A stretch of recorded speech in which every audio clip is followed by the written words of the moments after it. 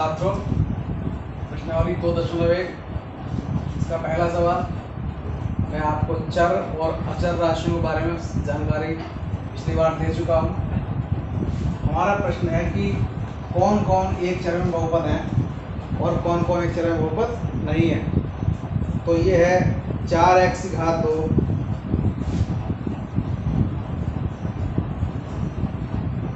Minus 3x plus 7। बहुपद होने की पहली शर्त ये है कि घात उसकी पूर्ण संख्या में होनी चाहिए। तो ये पूर्ण संख्या ये 2 है, यहाँ पर कोई घात नहीं है तो ये घात माना जाएगा, ये भी पूर्ण संख्या है। तो इसका मतलब ये है कि ये एक अचर पर ये एक बहुपद है। क्योंकि चर की घातें पूर्ण संख्या में है,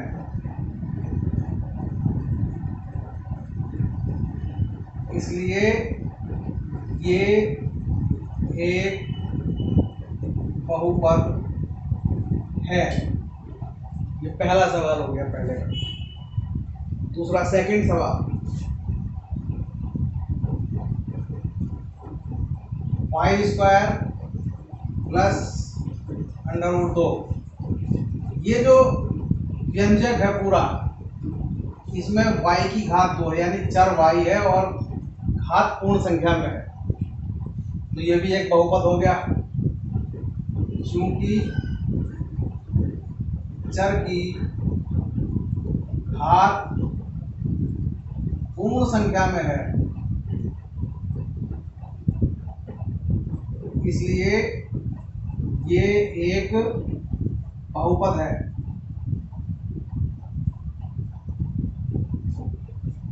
थर्ड देखिए, यह है 3 वर्गमूल t और प्लस t वर्गमूल 2। ये जो t है, t के ऊपर वर्गमूल लगा हुआ है, इसका मतलब यह है कि घात t की घात 1/2 है। इसको ऐसे लिखा जा सकता है 3 t की घात 1/2 प्लस t √2। तो चूंकि t की घात पूर्ण संख्या में नहीं है, इसलिए बहुपद नहीं है। चूंकि चर की घात पूर्ण संख्या में नहीं है,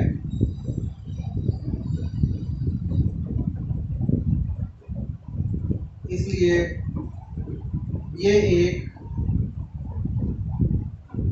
बहुपद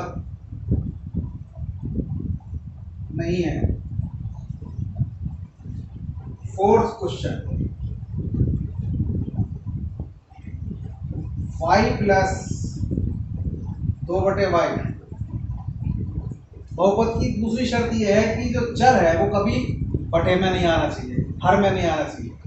यहाँ पर 2 के बटे में y है, यानी कि चर हर में चर है, इसलिए ये बहुपद नहीं होगा। क्योंकि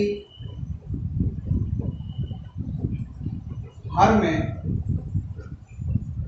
चर है, इसलिए ये एक बहुपद नहीं है। अब फिफ्थ,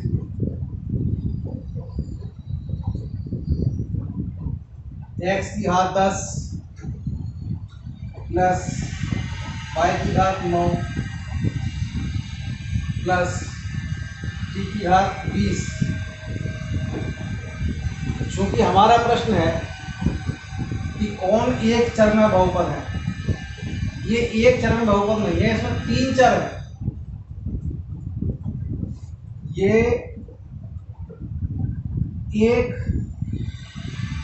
चर में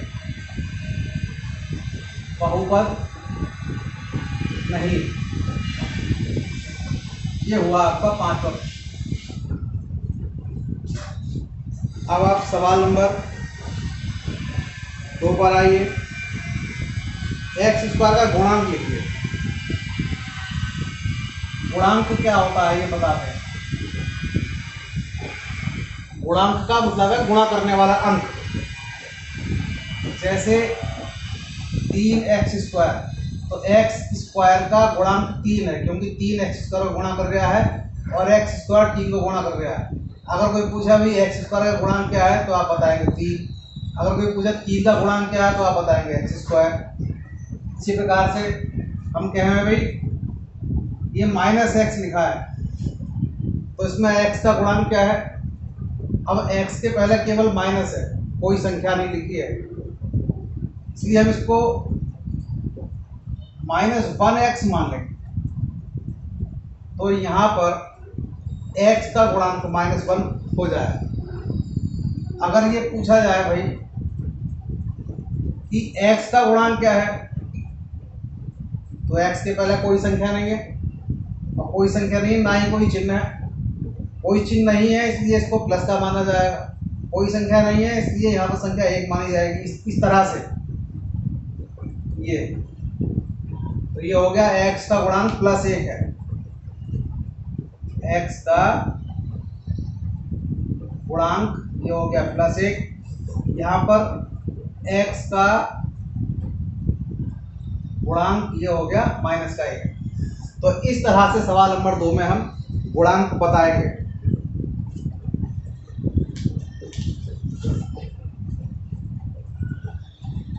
दो +x² + x,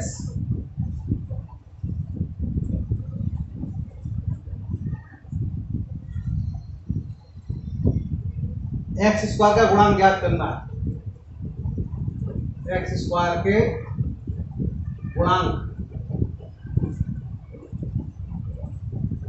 ज्ञात करो। ये हो गया यहाँ पर 2 + 1 को ब्रैकेट में लिख दो, 1x² + x। तो x² को गुणा 1 कर रहा है, इसलिए x² गुणांक 1 होगा। x² का गुणांक बराबर 1। ये दूसरे का पहला सवाल है। Second, 2 - x² + x, 2 - x² + x। इसका मतलब ये है कि 2 माइनस, यहाँ पर लिख दे x² + x, तो यहाँ पर x² का गुणांक ये हो गया -1। थर्ड, π/2 x² + x, तो x² का गुणांक π/2 है।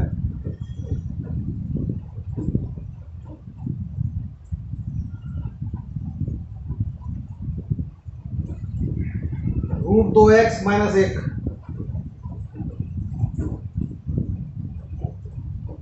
यहाँ पर x² है ही नहीं, इसको हम ऐसे लिख सकते हैं 0 × x² + √2x - 1।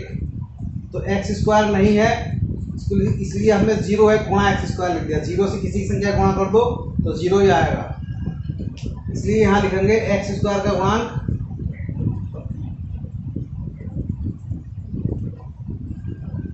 0 है।